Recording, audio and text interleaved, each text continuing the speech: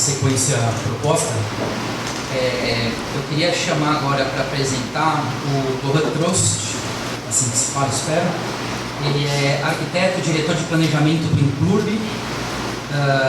Ele tem um mestrado pela Universidade de Bruxelas, se não me engano, em 2011, e ele tem uma pós-graduação em Geografia, Cidade e Território na Escola das Cidades de São Paulo. Fique à vontade, por favor. Boa tarde a todos.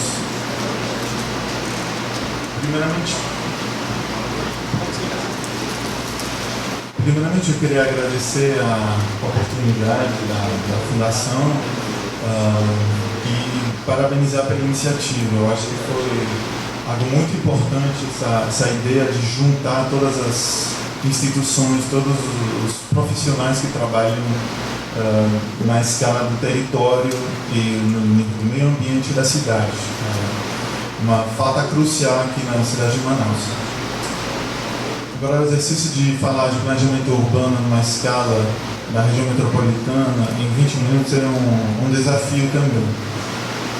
Então vamos lá, vamos ver se eu consigo pautar alguns assuntos que me parecem interessantes de ser colocado na mesa e espero debatidos posteriormente.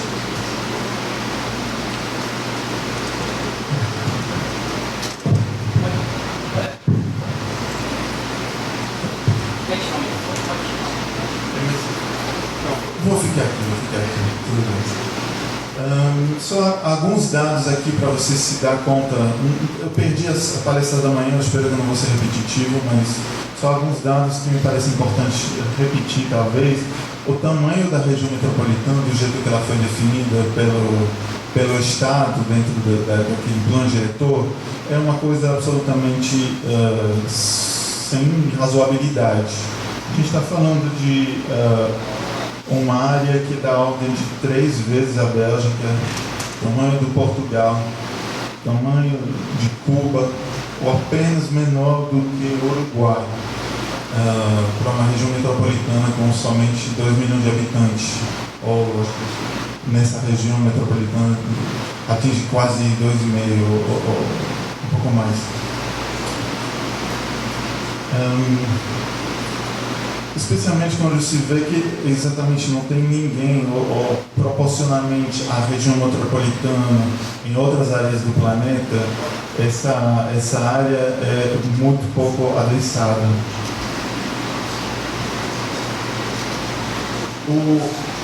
Uma das qualidades que eu vejo no trabalho que foi já efetuado pelo Estado na definição dessa região metropolitana, pelo que chega até o município, na esfera das secretarias da prefeitura, é o mapeamento que foi feito. É um mapeamento de alto nível de detalhamento, informação, e que permite elaborar estratégias territoriais muito mais corretas. Sim. Eu não vou tardar muito no que representa esses mapas, mas só para mostrar eles. Pode seguir.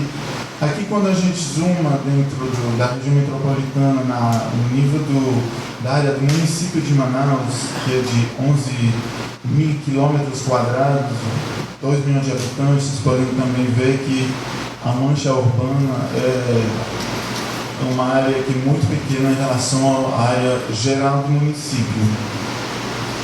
A gente está falando de uma mancha urbana da ordem de 25 ou 30 quilômetros,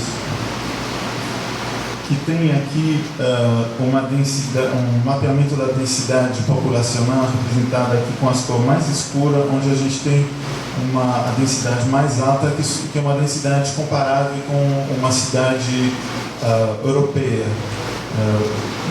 Eu sempre estou comparando muito a Europa, porque eu sou europeu, mas também mais tarde vou explicar o porquê desse comparativo.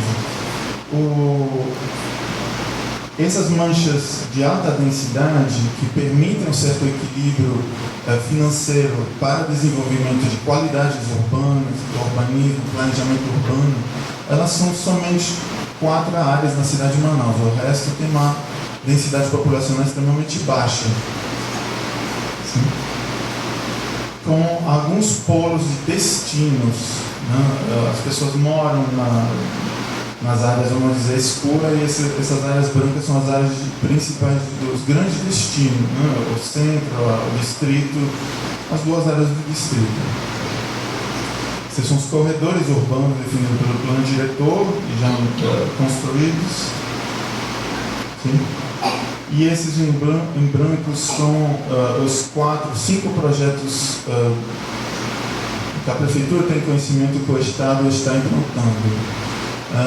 Vocês podem ver que eles completam a malha dos corredores urbanos, mas a gente pode questionar a razoabilidade de implantar eles em relação aos destinos e às origens dos deslocamentos dentro da cidade. Aí que eu vou explicar um pouco esse comparativo com a Europa. Manaus é uma cidade que tem, como eu já falei, da ordem de 25 ou 30 quilômetros. Ela tem aproximadamente 2 milhões de habitantes, que nem Curitiba, que sempre é apontado como modelo urbano brasileiro, pela experiência em planejamento urbano, por todos os projetos, destaques internacionais. E um outro comparativo com Bruxelas, a minha cidade, que é uma cidade padrão da Europa. Eu queria ter encontrado uma cidade também do mesmo tamanho ou com o mesmo número de habitantes, só que isso é algo que é raro na Europa, ter uma cidade de 2 milhões de habitantes ou uma cidade que tem 30 por 30 quilômetros. Então eu resolvi pegar essas 3 cidades e comparar elas em termos de tamanho de habitante, e isso gera uma densidade. Vocês podem ver que Manaus e Curitiba têm aproximadamente a mesma densidade populacional, enquanto Bruxelas tem o dobro. Sim. Mas esse comparativo ele fica muito mais interessante quando a gente analisa as receitas das prefeituras, não estou falando do Estado, somente da prefeitura, as receitas da prefeitura com os investimentos e os investimentos em urbanismo. Vocês podem ver aqui que a arrecadação de Manaus, tudo bem que ela é bem menor que a de Bruxelas, eu não estou querendo comparar isso, mas o que se pode observar é que a arrecadação, o investimento em urbanismo, ele é da ordem de 17% em Manaus, enquanto ele quase da ordem de 40% em Bruxelas. Ou seja, mesmo com receitas parecidas, ou se a gente tentaria comparar, Bruxelas investe o dobro de Manaus em urbanismo. Aí vocês podem ver lá embaixo o que é considerado nessas planilhas urbanismo. Na verdade, é uma noção bastante ampla. Engloba saneamento básico, habitação, infraestrutura, gestão ambiental e patrimônio. Podem também ver que em Manaus o investimento em infraestrutura é da ordem de 90%, se eu olhar para INDEG aqui, enquanto em Bruxelas, eu me lembro bem, da ordem de 60%. Então, isso quer dizer que se a porcentagem infra é menor, todos os outros são maiores. Então, gestão ambiental, patrimônio, habitação e saneamento básico é maior. Isso, obviamente, se você compara de novo com a área da cidade, vocês podem ver o número no meio desse slide, Manaus investe da ordem de 1,2 milhão de reais por quilômetro quadrado em urbanismo, enquanto Curitiba, que tem as mesmas condições geográficas, né, tamanho de cidade, população, investe 3,7, ou seja, 3 vezes mais por quilômetro quadrado. E Bruxelas, relacionando, investe da ordem de 25 milhões de reais por metro quadrado. Então vocês veem que a gente está trabalhando com uma cidade que tem um potencial de investimento em urbanismo e qualidade urbana 25 vezes menor do que uma cidade padrão da Europa, mas 3 vezes menor do que Curitiba. Então não adianta sonhar demais, mas a gente pode sonhar sim em melhorar a cidade e tentar alcançar um padrão que nem Curitiba. Para isso, a gente precisaria focar em adensar a cidade, não espalhar ela. O adensamento da cidade, ele já está quase consolidado. Você vê essa mancha laranja? representa 75% da população em 31% da área da cidade. Então, fortalecer isso, aumentando a arrecadação, permitiria, assim, dentro dessa mancha laranja, de ter uma cidade com um padrão curitibano. E é isso que a prefeitura está tentando, com toda a modestia e o ritmo que o serviço público permite, está fazendo. Essa área vermelha é a área onde a gente está focando e priorizando os investimentos em requalificação urbana e criação de novos núcleos. Vocês viram nos mapas anteriores que a área superior desse anel, dessa cidade anel, está menos adensada. A gente acredita que colocando os novos núcleos nessas áreas, a gente vai conseguir criar nova centralidade e, portanto, adensar essas áreas.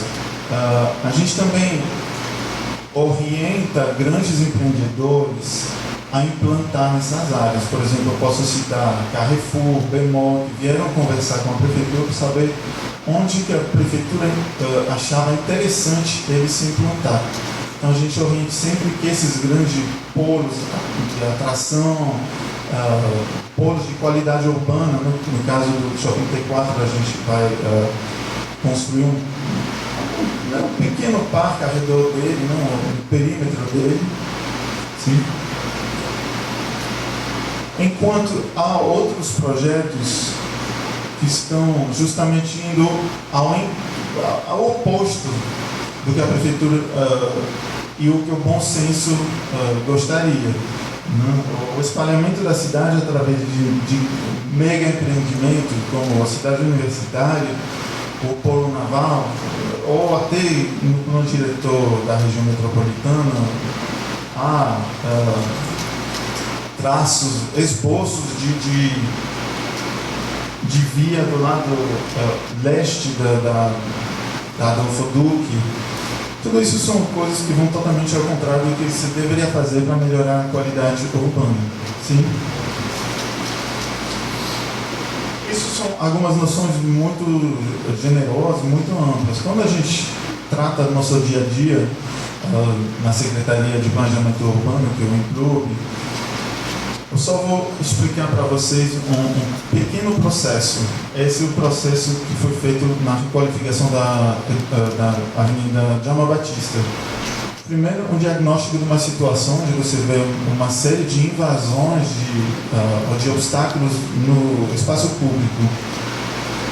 Depois, a elaboração de um material de divulgação, de um projeto, divulgação desse projeto para os interessados, para a população, mas também os proprietários da área.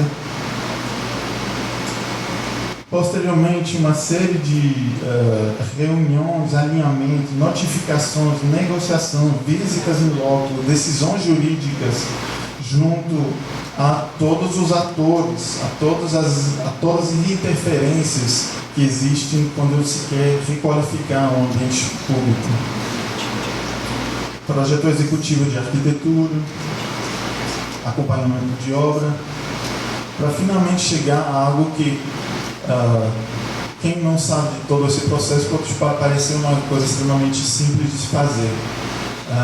Uma calçada contínua, lisa, sem obstáculos, certo?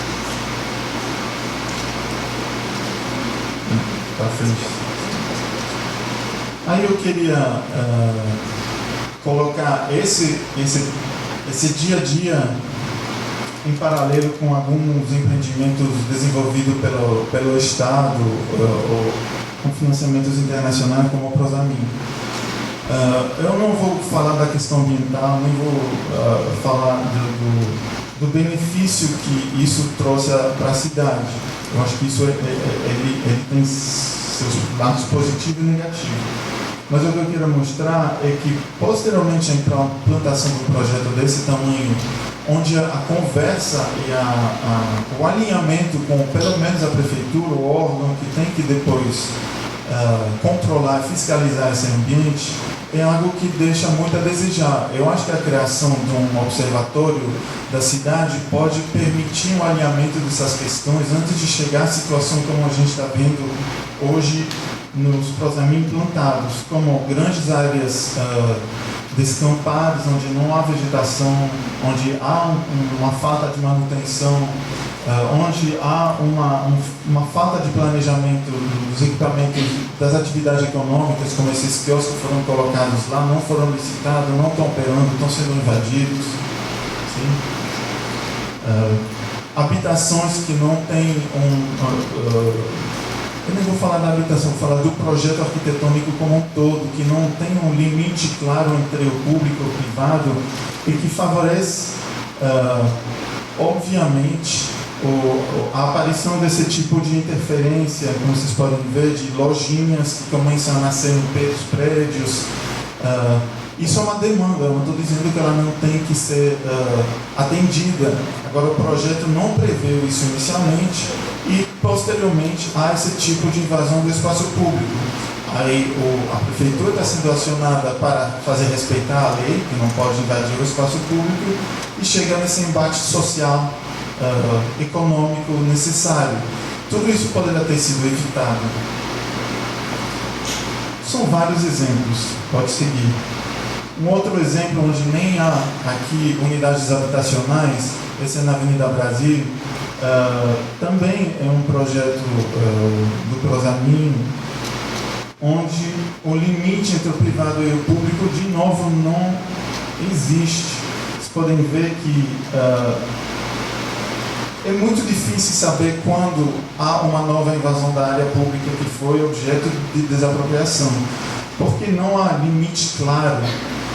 Não há uma rua, não tem uma grade, não tem tem outros procedimentos, como, por exemplo, pintar todas as fachadas do limite da propriedade privada com pública de uma cor bem específica. Em São Paulo isso se faz, são frescas. Então, quando você vê alguém que invade a área pública, você vê logo, porque denota naquela paisagem. Então, são mecanismos de planejamento urbano que permitam facilitar o controle, garantir uma qualidade urbana, em vez de ter que depois consertar, como a gente teve que fazer na João Batista. Isso são procedimentos que são extremamente demorados e há projetos muito maiores que podem ser feitos para a cidade. Quando a gente vê essa apresentação anterior lá do desmatamento numa escala global para a cidade, isso são questões de planejamento urbano também que podem ser enfrentadas e solucionadas de antemão, com uma colaboração de todos os entes que modelam a cidade. Obrigado.